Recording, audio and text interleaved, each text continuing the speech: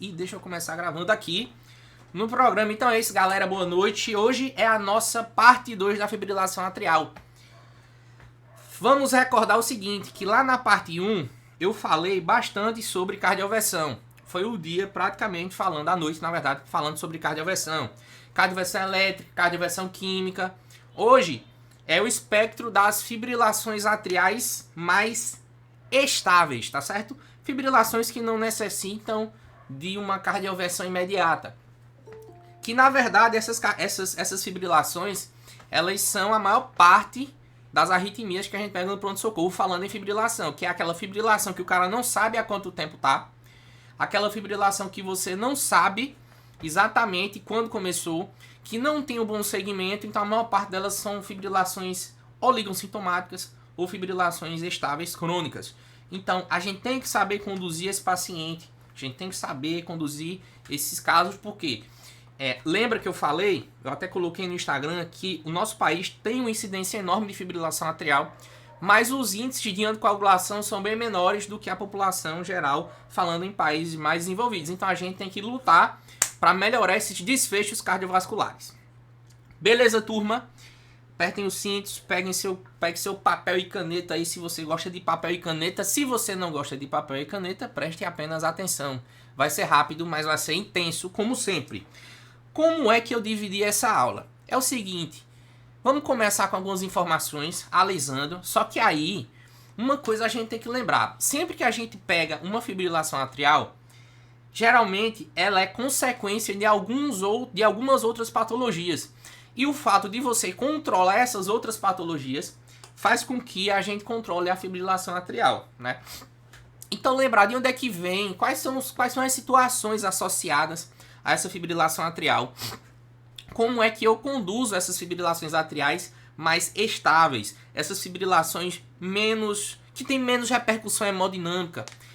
E aí a gente vai falar exatamente de controlar a frequência, principalmente porque a gente falou um pouco de ritmo na aula passada, né? Falou como é que faz a miodarona, falou como é que cardioverte, como é que dose de ataque, manutenção, como é que vai para casa, tudo isso. Hoje é mais controle de frequência e anticoagulação, galera. Então, vamos embora, respire fundo e vamos nessa. Qualquer dúvida que você tiver, coloque no chat, tá certo? Vamos embora. É o seguinte, galera. Vamos relembrar que a fibrilação atrial, ela é a arritmia mais prevalente no pronto-socorro. Veja, óbvio, com exceção de taquicardia sinusal, que a gente pega toda hora, mas quando a gente fala de fibrilação atrial, isso é muito prevalente. É aquele ritmo atrial desordenado. É aquele átrio que bate sem uma ritmicidade. Aquele átrio que bate desordenado. Isso quer dizer o quê? Isso quer dizer, turma, olha pra mim. Isso quer dizer que o sangue ele não consegue se ejetar daquele átrio de uma maneira eficaz. Então ele fica meio ali sambando, sabe? Fica ali, ó, indo para um lado, indo para outro. E aí, esse fato proporciona a estase do sangue, que é um dos fatos, digamos, um dos componentes da tríade de Virchow, que é a estase sanguínea, que proporciona a formação de trombo. E esse trombo acaba que pode embolizar e fazer um evento tromboembólico. AVC isquêmico tromboembólico, né? Então, sempre que você lembrar de fibrilação atrial, lembre-se que esse ritmo ele predispõe a esses eventos tromboembólicos por conta disso, né? Por conta dessa estase, tá? Beleza. Tu vai me dizer, PL, entendi. Entendi isso que tu quis dizer. Na prática, a fibrilação atrial, ela é um ritmo em que, como a gente sabe que a parte do átrio ali é onda P, e a gente sabe que o átrio está fibrilando, ele não tem uma contração, uma atividade elétrica nítida. Ou seja, se ele fica fibrilando, ele fica com potenciais elétricos em forma de serrilhado fino, ou às vezes isso é imperceptível, até podendo ser confundido com linha reta, tá? Então, assim, na prática, a gente vê um paciente que tem um ritmo irregular, que não tem uma onda P muito nítida e que denota essa atividade atrial desordenada. Tranquilo até aqui. Vamos mostrar alguns exemplos, sim, para você, claro. Mas já tenho que te falar algumas coisas. Primeiro, um FA de baixa resposta ventricular, isso quer dizer o que, PL? Um FA de baixa resposta ventricular é um FA... Eita, deixa eu tirar aqui, que aqui tá... Aqui, ó. FA de baixa resposta ventricular é um FA em que a frequência cardíaca ela é baixa, né? Ou seja, Se eu tenho um FA de baixa resposta ventricular e um QRS que é estreito, ou seja, que não é largo, aquele QRS que é menor que 0,12 segundos, geralmente você tem um FA estável. Dificilmente uma FA vai instabilizar hemodinamicamente o cara com frequência atrial baixa e com QRS estreito. Então procura outra coisa aí que pode estar causando essa instabilidade do teu paciente, porque FA provavelmente não é. Tranquilo? Ok. Vais me dizer, entendi PL, entendi essa história, entendi o que tu quis dizer. E aí vamos ver o que é isso daí na prática? Bora. Deixa eu tirar minha carinha do canto aqui. Ok, vamos lá. Turma, novamente, primeiros passos para identificação para análise elétrica, né? Primeira identificação, depois é o padrão da velocidade e a torre, né? Então, identificação a gente já viu, né? Vamos dizer que esse eletro aí é do seu paciente, você que fez, você que identificou. A velocidade 25 milímetros por segundo e o padrão do traçado 10, que tem em todo canto. Tem aqui embaixo, né? Tem a torre com tamanho 10 aqui, né? Aqui a torre tem torre em todo canto aqui, ó. Então essa torrezinha com 10 denota que o eletro está padrão. Quando você olha classicamente esse eletro, você vê que é um paciente que tem um ritmo irregular, não tem uma distância fixa entre os QRS, né? Quando você vai dar uma olhadinha aqui, ó, não tem uma distância fixa. E, do ponto de vista ventricular, é um paciente que tem uma resposta pequena, porque você vê, ele tem 1, 2, 3, 4, 5, 6, 7, 8, 9, 10, 11, 12, 13, 14. 14 vezes 6 dá quanto, turma? 14 vezes dá 84, né? Não é isso? Então você vê um paciente que tem uma frequência cardíaca de 84, né? Ou seja, é uma fibrilação atrial com QRS estreito e com uma baixa resposta. Turma, uma fibrilação atrial dessa costuma causar instabilidade hemodinâmica, sim ou não? Pergunta para ir para o chat agora. Olha para mim, uma fibrilação atrial dessa que eu te mostrei tende a causar instabilidade hemodinâmica, sim ou não? Responde no chat aí. Vai, eu quero ver. Responde no chat. Não, né, galera? Isso daí, não. Isso aí, Janina. Isso aí, Rafael, Roriz, Blank. Gabriel, não costuma, tá? Isso é uma coisa extremamente importante para a gente identificar no dia a dia. Porque uma fibrilação atrial como essa não costuma causar instabilidade. Então, vamos procurar outras causas disso daí. Outras causas. São outras prioridades nesse paciente que é hoje que a gente vai discutir. Aqui é só outro exemplo, né? Então você vê que o paciente ele tem um ritmo irregular sem onda P bem delimitada. Você vê um serrilhado entre os QRS, né? Olha que interessante. Às vezes você tem atividade elétrica atrial aqui, né? Entre os QRS você tem ondas. Você tem atividade elétrica atrial, mas não tem uma onda P bem delimitada. Aquela onda P que é fixa no D2 longo, sempre com a mesma morfologia, sempre com a mesma polaridade. Então isso daí você não tem.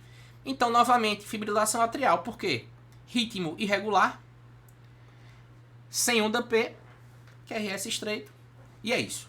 Então, a priori, não é um ritmo que causa muita dúvida quando a gente pega. Mas aí, algumas coisas eu tenho que te dizer e te lembrar.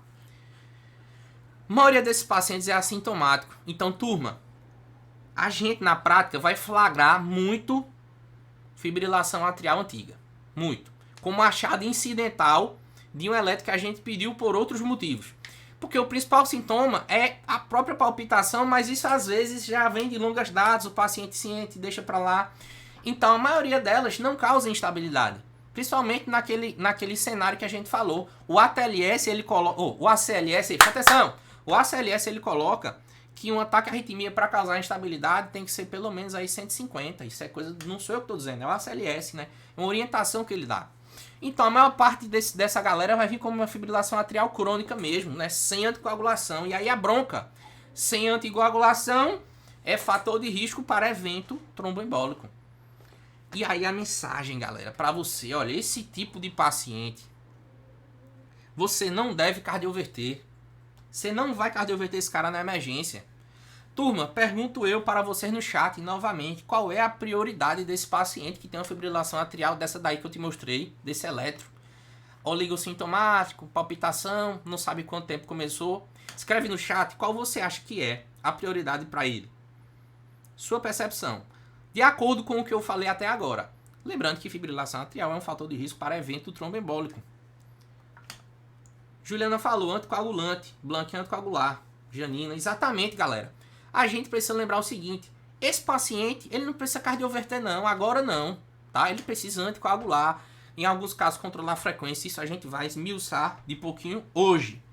Gabriel, referencial cardio, perfeito, e controlar sintomas, perfeito, Gabriel, calcular Chades-Vasco, isso que a gente vai fazer hoje, tá?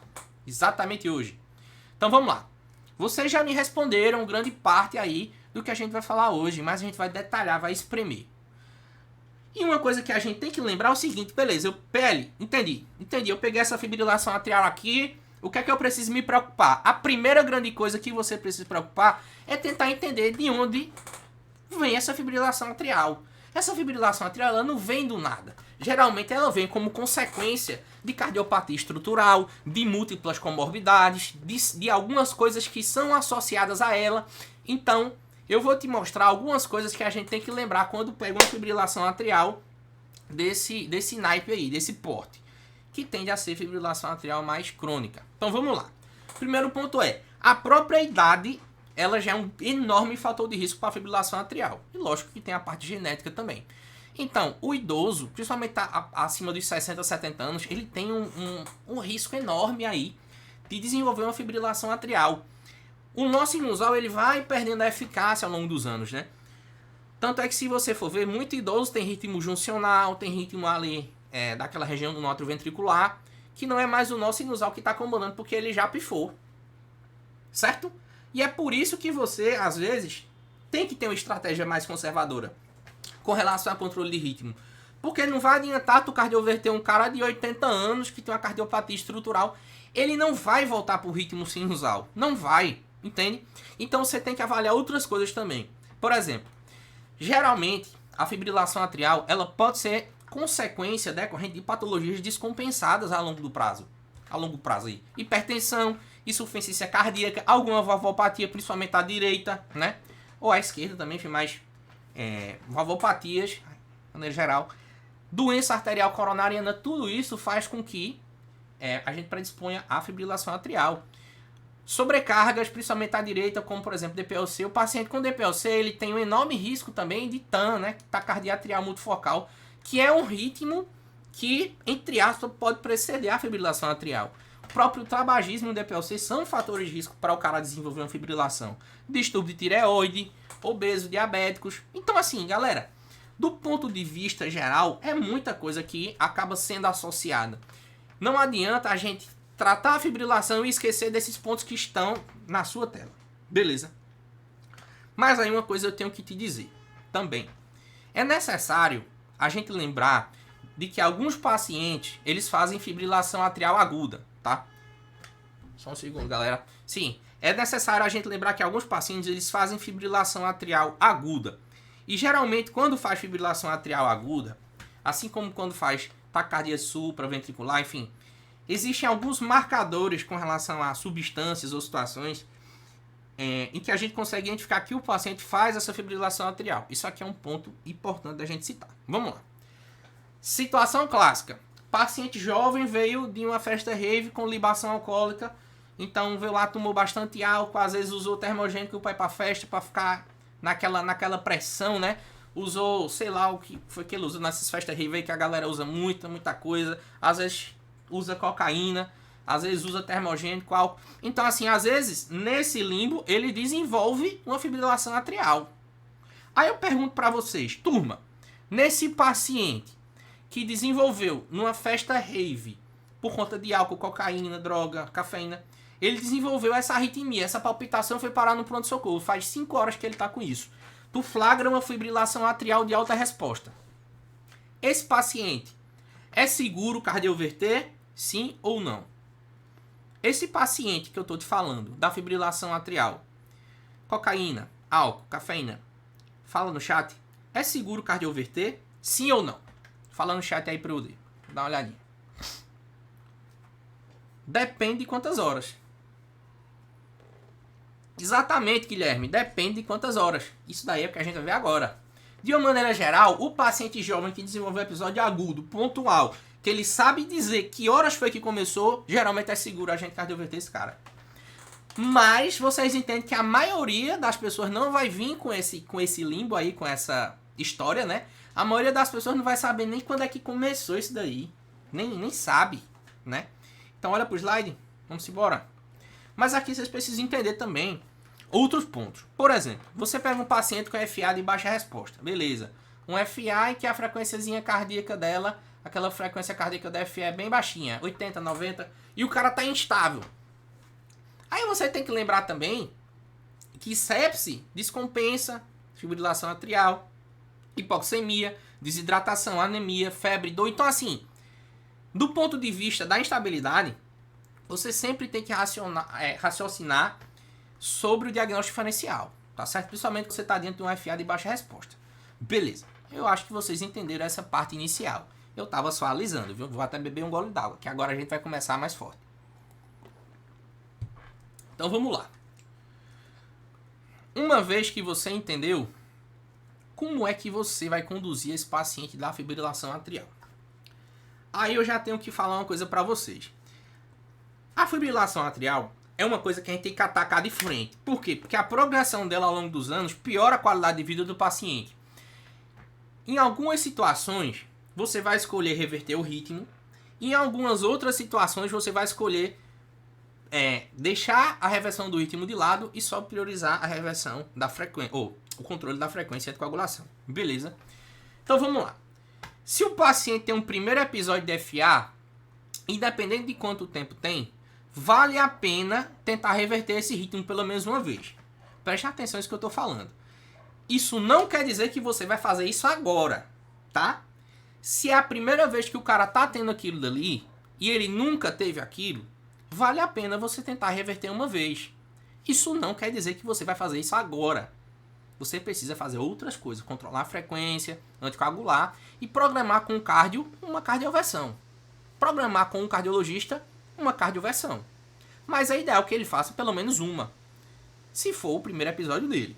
Certo? Tranquilo. Vai me dizer, PL, entendi. Exceção nós temos. Lembra que eu te disse o seguinte? Eu te disse assim. Eu te disse, olha, idoso tem distúrbio do nó sinusal. Pifa, não funciona. O cara, quando vai ficando velho, a gente sabe que, infelizmente, muita coisa que funcionava antes não funciona mais. Uma delas é o nó sinusal. Então, se tem idoso, 80 anos, assintomático com fibrilação atrial, não vale a pena cardioverter. Muitas vezes não vale a pena. Então, vamos lá. Olha pro slide. Se o cara teve o primeiro episódio agora, vale a pena tentar uma cardioversão, certo? Se o cara é idoso, assintomático, não vale a pena tentar uma cardioversão. Galera, nós estamos caminhando por etapas. E eu preciso que você me diga se você entendeu isso daqui que está na sua tela. Se você entendeu, só digita assim, ok, para eu saber que você entendeu. Vai lá no chat. Só para eu saber que você entendeu. Porque a gente vai construindo um tijolinho em cima do outro hoje, certo? O primeiro tijolinho a gente colocou agora. Beleza, bora caminhar junto? Primeiro passo a gente já deu. Bora lá. Preste atenção, turma.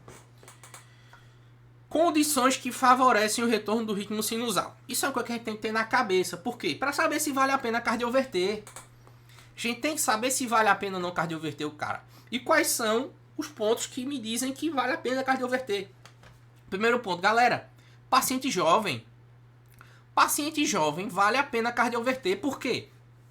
Eu te disse que fibrilação atrial, a progressão dela piora a qualidade de vida. Então, se você tem um paciente jovem, esse jovem é subjetivo, mais 40, 50 anos, poxa, vale muito a pena cardioverter esse cara. Assim como o cara que teve o primeiro episódio aí, principalmente se você identificou a causa dele. Ah, não, PL, isso aí foi uma libação alcoólica junto com, sei lá, com cocaína que o cara usou e tal. Então vale a pena.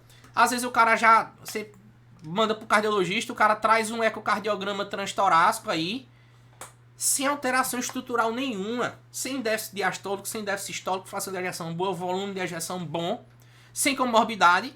Aí, turma, esse paciente aqui, ó, o legalzinho aqui pra você na sua tela, ó, vale a pena cardioverter. Esse paciente vale a pena. É esse que a gente vai buscar cardioversão. Assim como tem paciente que alguns sinais e sintomas clínicos, alguns indicativos de comorbidade também, algumas coisas te indicam que não vale a pena cardioverter o cara. Por exemplo, vamos lá. O que é que desfavorece o paciente com relação ao retorno do ritmo sinusal? Eu já te disse a primeira coisa, que é o cara ser idoso. O cara ser idoso por si só já desfavorece ele a retornar para o ritmo sinusal. FA do cara, se for recorrente, ou seja, ele já teve 3, 4, 5, 6 episódios desse, ou se faz mais de um ano que ele tem essa fibrilação atrial. Meu amigo, se tem uma dessas duas coisas aqui, já é um grande indicativo que não vai funcionar. Não vai. Assim como a cardiopatia estrutural muito expressiva. O cara já tem um remodelamento, já tem uma insuficiência cardíaca, já tem sobrecarga de câmara, já tem, sei lá, hipertensão arterial pulmonar, já tem muita coisa. Condição associada a essa cardiopatia não compensada, um IC, né? Um ADPLC, aí, várias outras patologias. E outra coisa, viu? Se o cara já teve um evento tromboembólico prévio sem anticoagulação no momento, isso te indica que não vale a pena mais tentar cardioverter o cara. Não vale. O cara sem anticoagulação e com evento tromboembólico prévio. Então não vale a pena. Melhor forçar a barra nessa anticoagulação. Por quê? O que acontece nesse meio tempo? Vamos lá. Estatisticamente, às vezes tu vai, força a barra, pá, o cara cardioverte na emergência. A galera esquece e libera o cara sem colocar no chá de Zask. A incidência de fibrilação atrial que é recorrente, que retorna depois, é relativamente alta. Então tu libera um cara sem anticoagulação, o cara volta para FA e faz evento tromboembólico. Isso acontece muito. Então se o cara já teve 1, 2, 3 vezes, já tem essa FA dele, a pegada é na anticoagulação. A pegada é na anticoagulação. Deixa essa decisão pro cardiologista, tá? Deixa essa decisão pro cardiologista. Beleza? Galerinha, entenderam essa parte das condições, sim ou não? Vocês entenderam a parte das condições que favorecem a cardioversão e a parte que não favorece, sim ou não? Digita no chat pra mim, sim, entendeu? Digite sim. Pra gente passar pro próximo tópico. Bora lá? Rafael Janino, é isso aí, galera. Isso aí, pra gente passar agora pro próximo tópico. Então você vai pesar isso, entende? Você precisa pesar isso na hora da cardioversão. Por quê? É um risco e benefício. Beleza? Tranquilo. Vai me dizer, PL, entendi. Agora vamos lá para aquela história da FA estável que tu me disse.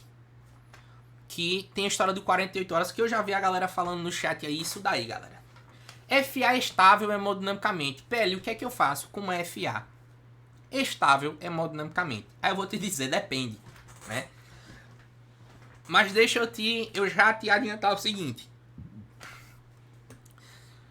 Você vai pesar os fatores de risco aqui, como a gente falou, que vai favorecer ou desfavorecer o retorno do ritmo sinusal, juntar com o episódio da FA, que horas que começou, certo?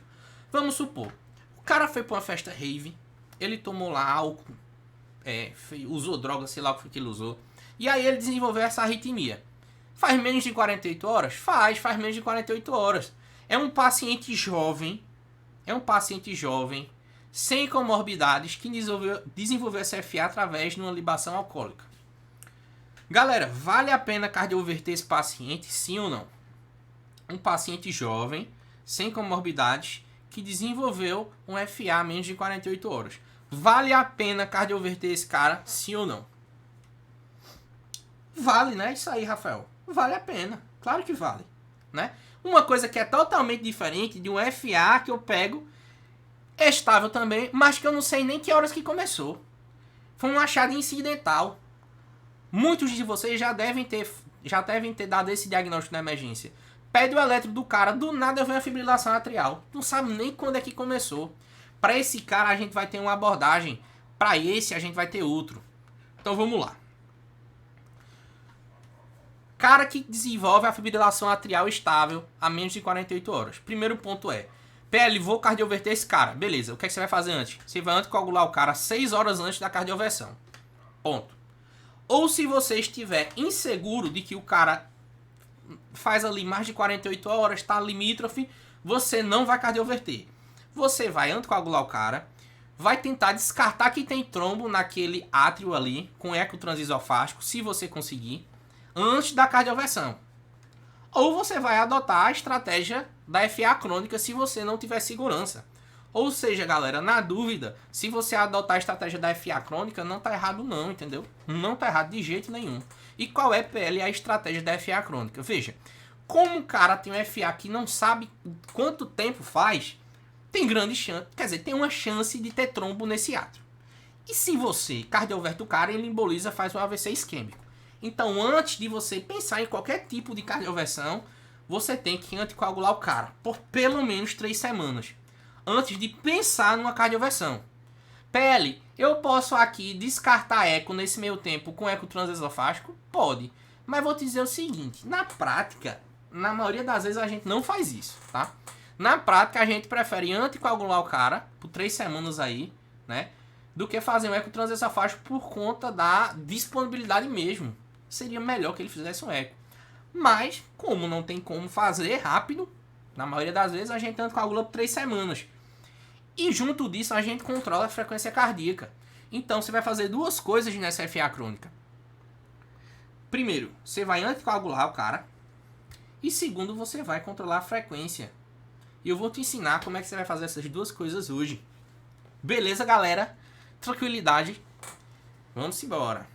Alguém tem alguma dúvida até aqui? Deixa eu dar uma pausa, respirar, tomar água. Alguém tem alguma dúvida? Se você tem, digite. Faça esse favor com você. Não fique com a dúvida, não. Digite aí, vá pro PL. Tô aqui com minha canequinha do plano de emergência. Aí, ó. Que é show. Tomando água. Vamos embora. Rafael disse sem dúvidas. Beleza, Rafael. Vamos nessa. Então, se não tem dúvida, vamos passar. A gente tá começando a acelerar a aula agora, viu? Vamos lá. Vamos voltar.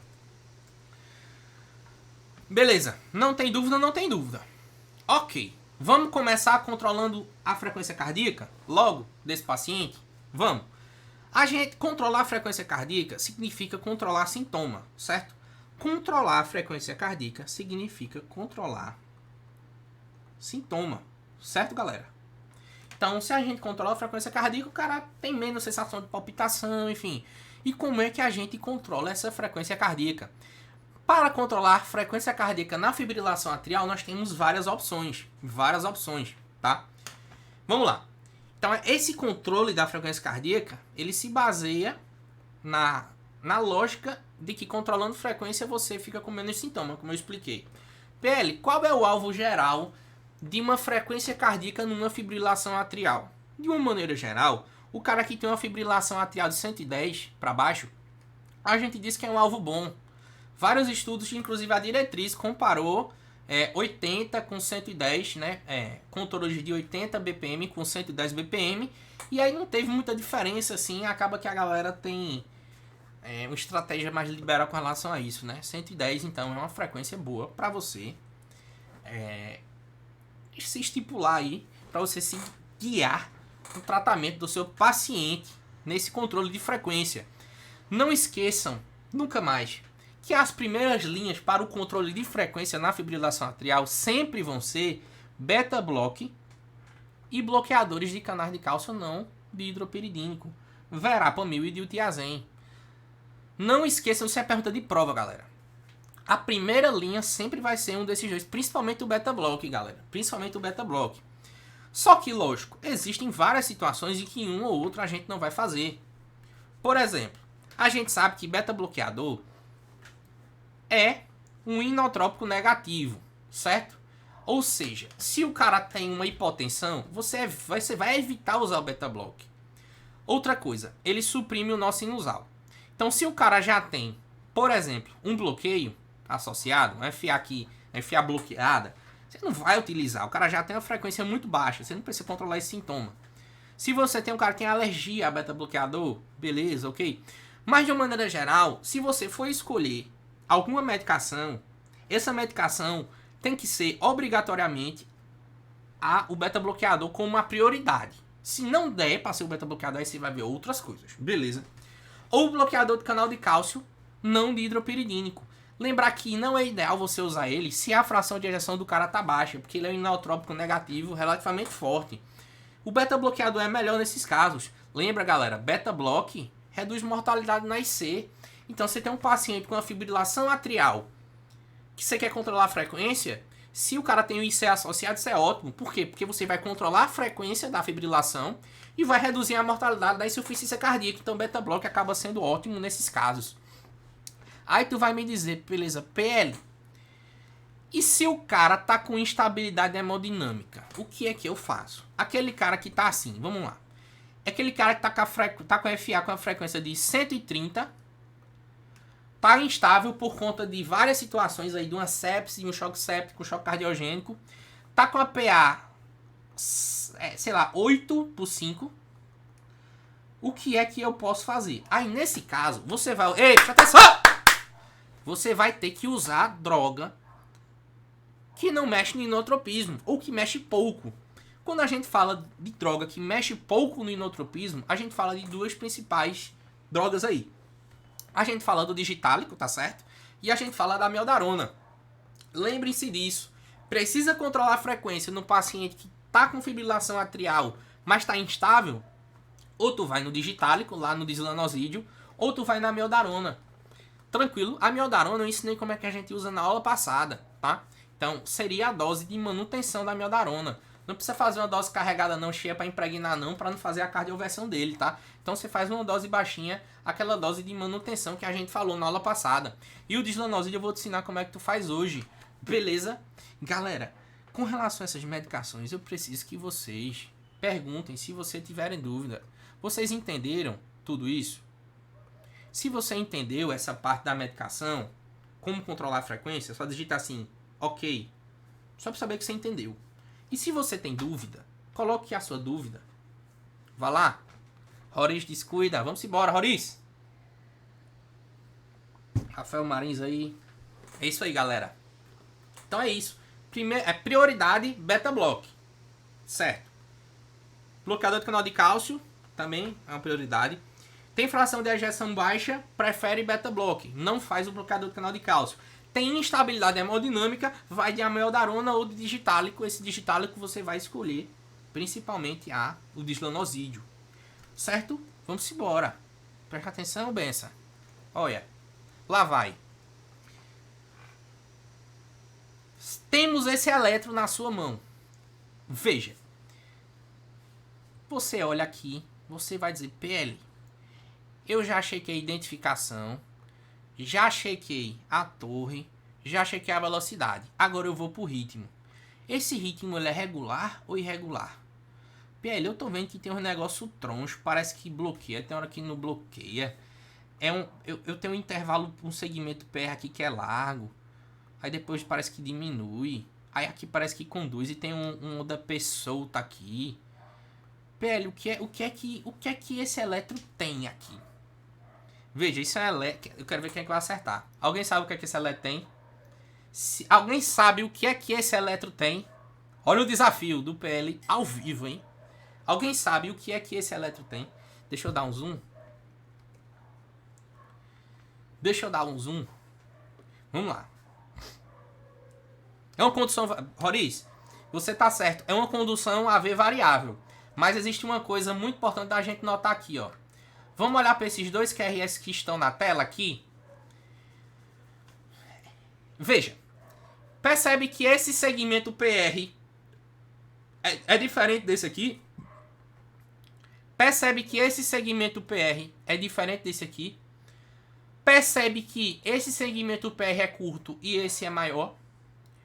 Percebe que o início desse QRS ele é bem lento e o início desse QRS é rápido? Ou seja, esse QRS foi conduzido por uma via e esse outro QRS foi conduzido por outra via. Percebe que até o QRS é largo, ó, mais largo do que esse daqui? Ou seja, meu amigo, isso aqui é o quê? Quero ver quem vai acertar. Cadê o chat? Cadê o chat? Cadê o chat? 2 pontos atriais gerando estímulo. Perfeito, Guilherme. Como é o nome disso? PR curto mais onda delta. Ó, vamos lá. Percebe que o início desse QRS ele é mais lento? Esse início mais lento se chama onda delta. Por quê? Porque acaba caindo primeiro na parte ventricular que não é especializada em condução elétrica. Então depois ele cai no feixe elétrico e fica normal o QRS. Mas tanto esse fato de não ter a pausa no NOAV aqui no segmento PR, quanto quando começar aqui rápido com essa onda delta, o nome disso é O nome disso quero ver quem vai acertar, pré-excitação. Perfeito, Isaac. Perfeito, Orish. Ou seja, meus amigos, isso é uma pré-excitação. E por que é que eu coloquei isso daqui? PR curto com onda delta. Por que é que eu coloquei isso aqui? Porque, veja, se você entende... Vocês já falaram o seguinte, ó, PL. Eu entendo que tem 2 pontos disparando estímulo elétrico. E se eu tenho 2 pontos disparando estímulo elétrico, um conduz, às vezes outro conduz, se eu faço medicação que suprime o nó sinusal, o feixe anômalo assume. E aí degenera numa bradiarritmia, ou num ataque à arritmia pesada. Então a mensagem que eu quero dar para vocês é a seguinte. Se o paciente tem pré-excitação, você não vai usar nada que suprima o nó sinusal. PL, o que é? Quais são as medicações que suprimem o nó sinusal? Beta-bloqueador, bloqueador de canal de cálcio, evitar digital e não fazer adenosina. Eu vou repetir, viu? Eu vou repetir. Beta-bloqueador, bloqueador do canal de cálcio, adenosina e evitar digital. Beleza? Tu vai evitar um bocado de medicação, benção. Porque se tu tem pré-excitação, tu não quer que esse feixe anômalo assuma, não. Tu vai evitar tudo isso que eu falei. E tu só pode utilizar o quê? A amiodarona. Menino, a amiodarona é a droga da salvação. Vocês estão percebendo? Ela serve pra tudo. Serve para o cara que tem instabilidade hemodinâmica, porque não mexe tanto no inotropismo. Aí, tu vai se perguntar o seguinte, PL. Como seria uma fibrilação atrial com pré-excitação?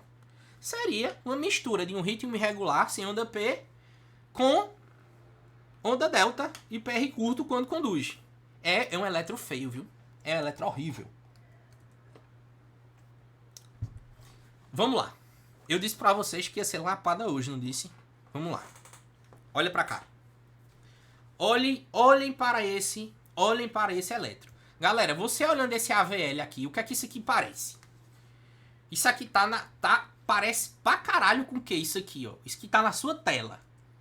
Digita aí. Guilherme disse que parece com TV. Todo mundo concorda? Parece que só a porra com TV, velho. Eu também concordo. Se eu te mostrar só esse pedaço, tu vai me dizer que é TV. Agora, se eu te mostrar isso daqui embaixo, ó. Esse ritmo, galera, ele é regular ou irregular? Galera, esse ritmo, ele é regular ou irregular? Me diz aí. Esse ritmo, ele é regular ou irregular? Esse ritmo do D2 longo aí. Me conta. Isaac falou que é irregular. Rafael também. Beleza. Ritmo irregular. Parece que tem uma onda P de vez em quando aparece aqui. Mas todo mundo consegue perceber que o início desse QRS, ele é lento. Ele tem uma barriga. Ó, o início do QRS, ele tem uma barriga, né? Vocês percebem isso? Essa barriga é onda delta. Isso daqui, galera, que tá na tela de vocês, é um FA pré-excitada. Olha como é o ritmo irregular com essa barriga inicial. E a gente consegue ver essa barriga em várias derivações. Aqui em V2 a gente vê essa barriga. Aqui em V3, olha o tamanho dessa onda delta aqui, desse paciente, né? Aqui em V4 a gente vê também. Então você tem que analisar todas as derivações. Não é uma derivação só. Porque se eu te entrego só essa, tu me diz que é uma TV. Mas se eu te entrego essa daqui, tu vai me dizer que é uma... Olha aqui, ó, olha o tanto de onda delta. Percebe que a morfologia é diferente dos QRS? Não é o mesmo foco de despolarização. Olha como isso aqui é diferente. Né? Você vê que tem uma onda delta aqui, tem uma onda delta aqui, tem uma onda delta aqui. Essa daqui já não teve onda delta direito. Isso aqui é FA pré-excitada, galera. Nesse caso aqui, eu não uso quem? Eu não uso beta-block, eu não uso bloqueador do canal de cálcio, eu não uso digital e eu não uso adenosina. Bora pra outra? Bora. Olha essa outra aqui. Mesma coisa, galera. Mesma coisa. Se você olhar aqui, prestar atenção, só nesse V3 aqui. Esse ritmo, galera, é regular ou irregular? É regular ou irregular? Me diz aí. Só o V3, olhando o V3 na tua tela. Esse ritmo é regular ou irregular? Fala aí no chat. Vai lá. Rafael Marins disse irregular, Janine irregular, irregular. Irregular, galera. E você consegue perceber que o início desse QRS tem um alentecimento. Você olhando aqui, ó. Você olhando em V2. Aqui, ó. Olha aqui, ó. Onda delta aqui, ó. Nesse início. Você olhando V2, V5. é mais lento. Ó, aqui já foi uma condução normal, todo mundo consegue perceber, ó, onda P, QRS, onda T. Então aqui já foi uma condução do foco sinusal. Aqui foi condução do foco anômalo. Olha aqui a onda delta. Onda delta, onda delta, onda delta. Então, um ritmo irregular, sem onda P, com onda delta. Uma fibrilação atrial pré-excitada, galera. Uma fibrilação atrial pré-excitada. Tem mais? Galera, todo mundo tá entendendo? Se vocês estão entendendo, digitem OK, por favor. Isso aqui é o suprassumo, galera. FA pré-excitada, o cara que identifica, o cara que é muito avançado já. E vocês estão conseguindo identificar fácil aqui. Bora lá. Eu acho que eu já falei com o Rori sobre isso algumas vezes. Não é um eletrofácil, tá certo? Não é eletrofácil. Bora para outra. Isso é outra FA pré-excitada. Eu vou mostrar até vocês cansarem. Olha aqui. Classicamente o ritmo bem irregular, né, galera? Bem irregular. Olha a distância entre esse QRS e esse. Olha a distância entre esses dois. Olha a distância entre esses dois. Olha a onda delta aqui, ó. Onda delta, onda delta, onda delta, onda delta. Onda delta. Onda delta. Onda delta. Onda delta. Onda delta. Muita onda delta, galera. Se eu te mostro só essa daqui, tu pode dizer que é TV. Entendo. Faz parte. Mas não olha só uma derivação, não. Você olha várias. Você olha várias, tá? Aqui em V1, olha como é irregular, galera. Olha a distância entre esses três batimentos, olha a distância entre esses três. Então é claro que o ritmo é irregular, tá certo? Beleza? Outra fibrilação atrial pré-excitada, eu vou mostrar várias. E é sempre a mesma coisa. É um ritmo irregular de QRS largo e onda delta. Onda delta, onda delta, onda delta, onda delta. E você não olha só uma derivação. Olha aqui, ó. Olha como é irregular, tá vendo? Vamos ver onde é que tem mais onda delta. Aqui em D1 tem onda delta, ó. Aqui a onda delta, onda delta, onda delta. Não é fácil. Olha o que aconteceu aqui. Olha o que aconteceu aqui. Você tinha um paciente que tinha uma FA pré-excitada, que foi feita uma medicação X e que acabou fazendo o quê? Que ritmo é esse? Esse segundo ritmo que eu tô desenhando aqui. Pera aí. Galera, que ritmo é esse que eu tô desenhando aqui? Que ritmo é esse? Esse ritmo que tá aqui, circundado, é o quê? Agora. Só esse que tá em amarelo aqui, ó. Que ritmo é esse? Vamos lá. Luca disse Torsade e Poan. Torsade e Poan. É uma hipótese. É uma hipótese, tá? Mas eu acho que tá mais pra FV. Mas Torsade e Poan é uma hipótese, viu, Roriz? Não tá 100% errado, não. A gente teria que analisar outras derivações pra gente dizer que é uma TV polimórfica. Mas de todo jeito você percebe que é uma arritmia que degenerou para algo pior por conta de um uso de medicação inadvertido, né? Então isso a gente tem que ter na cabeça, tá? Beleza, por que foi que eu mostrei isso? Porque aqui você não deve usar aquelas medicações. Beleza. PL, mostre-me como é que eu vou fazer. Mostra aí, PL, como é que eu vou fazer esse controle de frequência. Bora lá. Toma um gole, viu? Ó. Se você piscar, você vai perder. Preste atenção. Olha. Eu te disse que a primeira opção, Bença, é o quê, Bença? É beta-bloqueador. Beleza. Não tem contraindicação, tu vai usar o beta-bloque da massa. Metoprololzinho. Endovenoso. APL. No meu hospital tem Smolol. É melhor, é melhor. Só que o metoprolol tem em todo canto, né? Vamos lembrar o seguinte. O metoprolol tem vários nomes comerciais. Lembrar que ele é o tartarato de metoprolol, tá? Que é diferente do metoprolol via oral, que é o succinato. Succinato. Pra usar pra IC, tem que ser o succinato, tá certo? Pra casa. Se for venoso, só tem o tartarato. Não tem estresse não, mas só pra você saber. Aí vamos lá. A ampola tem 5mg. PL, como é que eu faço isso? É a coisa mais fácil do mundo. Pega uma ampola, dilui em água e faz em bolos. Pronto, acabou. Repete a cada 10 minutos. Até uma dose máxima de 20mg. Ou seja, tu vai fazer uma ampola, depois vai repetir com 10 minutos. Quantas ampolas, galera, eu posso fazer? Se a dose máxima é 20mg por dia. Quantas ampolas, galera, eu posso fazer? Responde no chat aí. Vou pegar a ampola, diluir em água e fazer em água destilada. E vem em bolos. Repete a cada 10 minutos. Quantas ampolas eu posso fazer? 4 ampolas. Isso daí, Roriz, Isaac, Janina, Juliana. Isso exatamente. 4 ampolas. E para casa, para controlar a frequência, de preferência, o atenolol, que é seletivo, e o metoprolol também, eles têm um potencial maior de baixar a frequência do que o bisoprolol. Para casa, filho, é metoprolol, 25mg por dia, começar assim, tá ótimo. Mais 25mg, ou pode ser com 25mg também, de atenolol, ou um ou outro, né? Ou usa 25 de metoprolol, ou usa 25 de atenolol.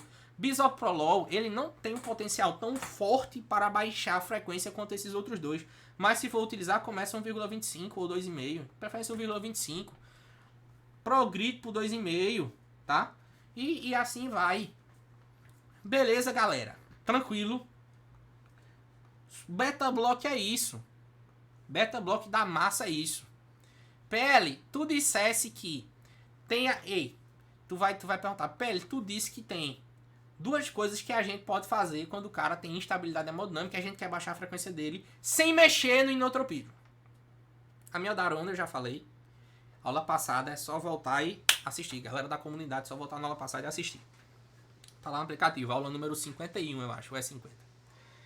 E dislanosídeo, que é um digital. Deixa eu te ensinar como é que faz isso. Preste atenção. Tá aí a ampolinha bem bonitinha do dislanosídeo na sua frente, tá? E essa ampolinha do dislanosídeo é o seguinte. Lembrar que o dislanosídeo é um digitálico, tá?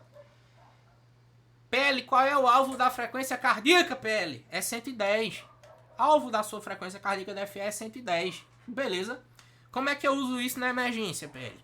A ampola, essa que tá aqui na sua frente. A ampola é essa daí, ó. Então, você vai utilizar 0,2mg, que é a ampola, mais água em bolos. E você pode repetir, pode. Repete 30 minutos depois só.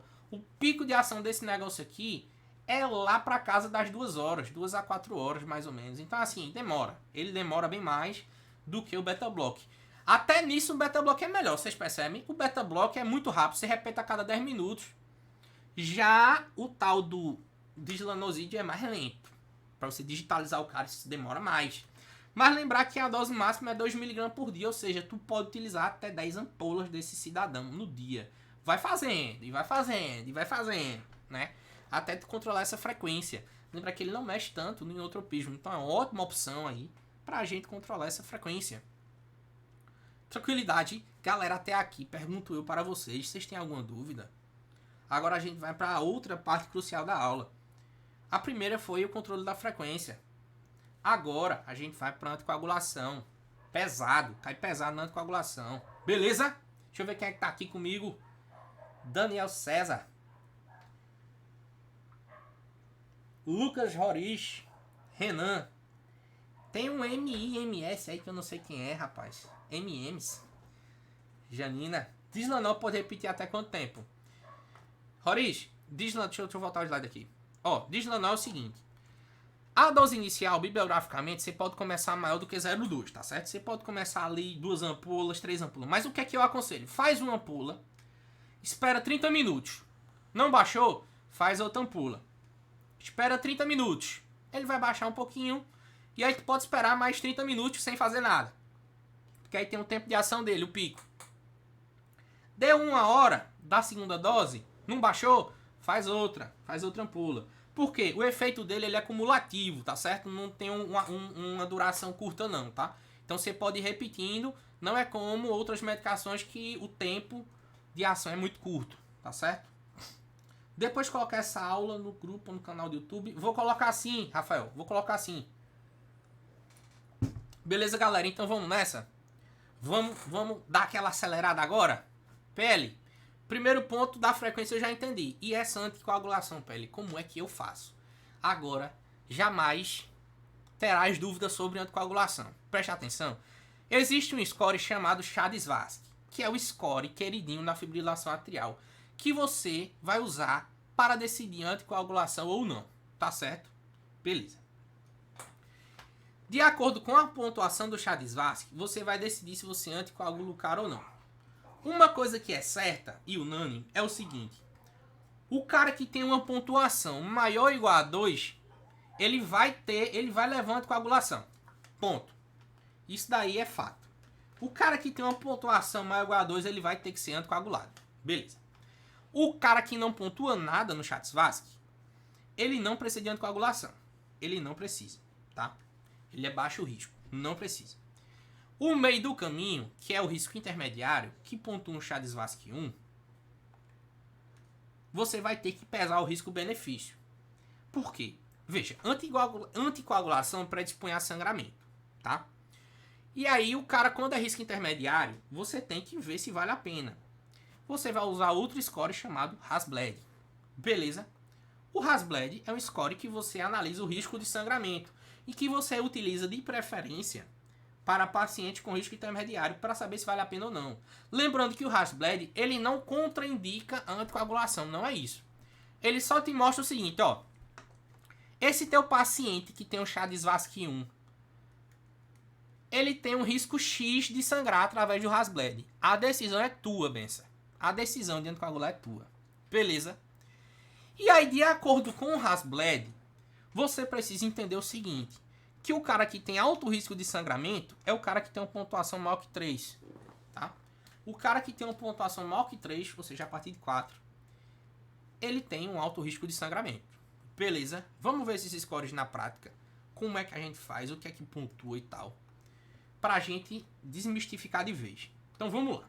O cara tem um FA. Primeiro eu controlei frequência e agora eu tô já avaliando a anticoagulação dele para mandar para casa anticoagulado o PL. Beleza. Por 3 semanas. Vamos lá. Chades-Vasc. Olha aí, ó. Pra gente anticoagular. Chades-Vasc. Cada coisinha dessa pontua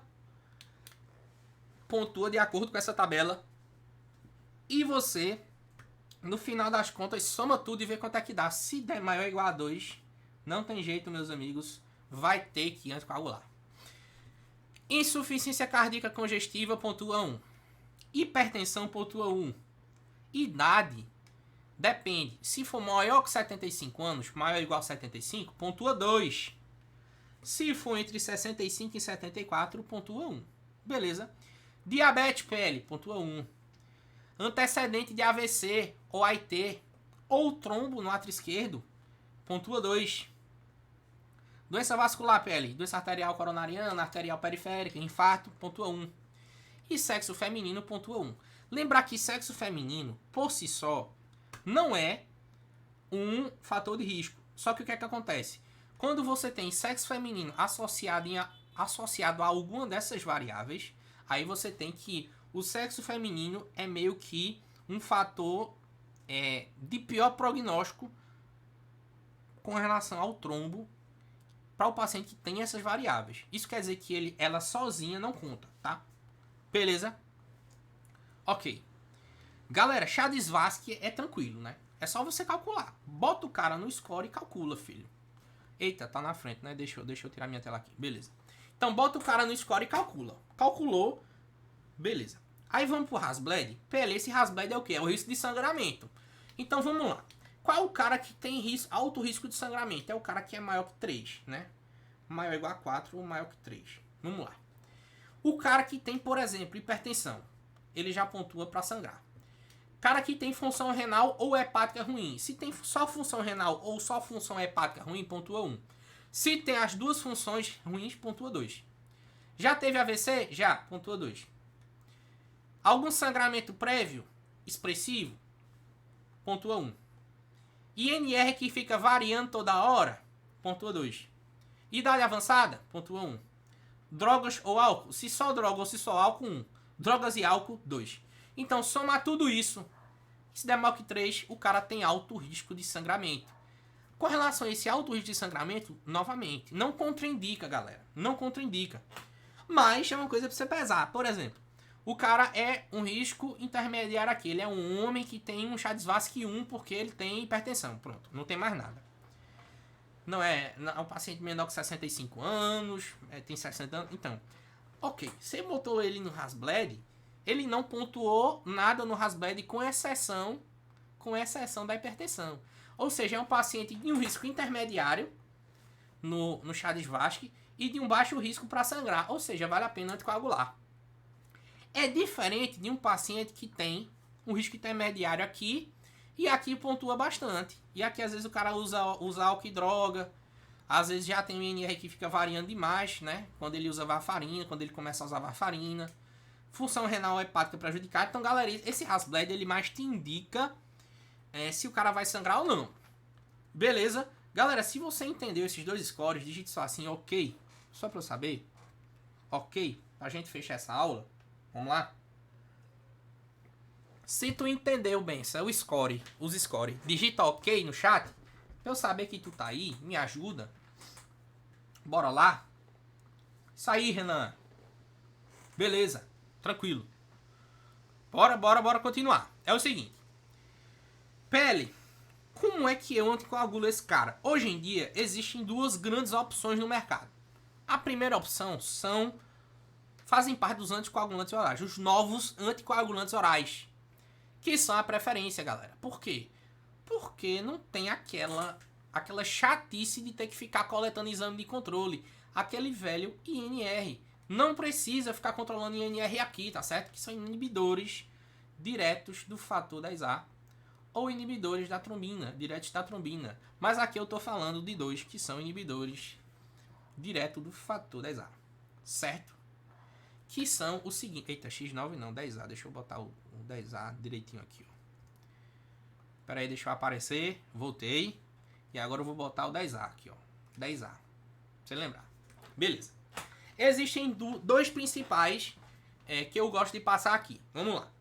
O primeiro é o rivaroxabana, que é um antigo xarelto, que hoje em dia já caiu a patente, já tem genérico dele no mercado. Então você consegue achar o xarelto, o rivaroxabana, em preços algo em torno entre 40 e 50 reais por mês. Veja, para não ter que ficar dosando INR, eu acho válido. Extremamente válido. Principalmente se você tem paciente que tem uma condiçãozinha de pagar isso daí, tá? PL, eu posso utilizar isso até quando? Até um clearance maior que 15 de creatinina. Deu disfunção renal, deu ruim. Então vai ter que usar outro inibidor do fator 10A, mais seguro para insuficiência renal, que é a pixabana. 2,5, 2 vezes ao dia, de 12 em 12 horas, tá certo? Se o clearance for baixo. Mas de uma maneira geral, tu vai matar a tua charada aí com o que, PL? Tu vai matar a tua charada com rivaroxabana. Beleza? Rivaroxabana 20mg por dia. Uma vez por dia e tá tudo certo, meu amigo. Pensa num anticoagulante bacana esse daqui, eu gosto muito dele, tá? Tenho ótimas experiências com ele. É o que eu mais uso na prática. Trabalho mais com paciente particular, então tem condição de pagar. Não mais que hoje em dia tá em torno de 40 reais. Então tá ótimo. PL, tem outra opção mais barata? Tem. Só que não presta. Mas deixa eu te dizer o seguinte. Varfarina, que é o inibidor da vitamina K. Inibidor da vitamina K. É o seguinte. Em algumas situações, tu vai preferir ele. Que situação? FA valvar. PL, o que é um FA valvar? Olhe pra mim pra você não esquecer nunca mais. Isso pode ser questão de prova. Paciente que tem um FA, que tem alguma prótese valvar, estenose mitral, problema de válvula, prótese metálica, válvula protética, qualquer coisa desse tipo, a gente diz que é FA valvar. FA valvar tem que anticoagular com varfarina. Não existe ainda evidência robusta, até que se prove o contrário, até hoje, atual, 14 de junho, que comprove que pode usar com segurança inibidor do fator 10A para FA valvar. Então o paciente tem problema de válvula, cirurgia, às vezes febre reumática, problema de válvula. A gente diz que é FA valvar. Sendo FA valvar, tem que usar varfarina. Beleza? Tranquilo? Prestes atenção. PL. Tem pílula lá na comunidade, no aplicativo, ensinando como é que faz isso. Não tem, PL? Tem pílula lá ensinando, número 31. O jeito certo de usar a varfarina. É a pílula lá que eu te mostro como é que tu ajusta o INR, como é que inicia a dose, etc. Mas lembre-se o seguinte, o INR alvo, pro cara que começa a varfarina, é o INR entre 2 e 3. Sempre o INR entre 2 e 3. E sempre que você inicia com o paciente internado. Por quê? Pelos próximos dias ele vai ter que iniciar a varfarina junto da heparina. Porque no início, a varfarina tem um efeito pró-coagulante, meu amigo. Ou seja, você só inicia ela se for internado, porque você vai iniciar junto com a heparina. Quando o INR normalizar, você suspende a heparina. E depois que atinge o alvo de 2 a 3, Tu só vai ficar dosando esse NR a cada 15 dias. Beleza? Galera que tem dúvidas sobre isso, da comunidade, é só abrir o aplicativo lá da comunidade. E tem lá o número 31, o jeito certo de usar a varfarina. Lê esse negócio lá hoje, galera. Já saindo da aula, já lê lá como é que usa isso daqui. Eu acabei tirando, por quê? Porque eu já achei que ficou muita coisa nessa aula. É muita coisa, né? Então é isso, galera.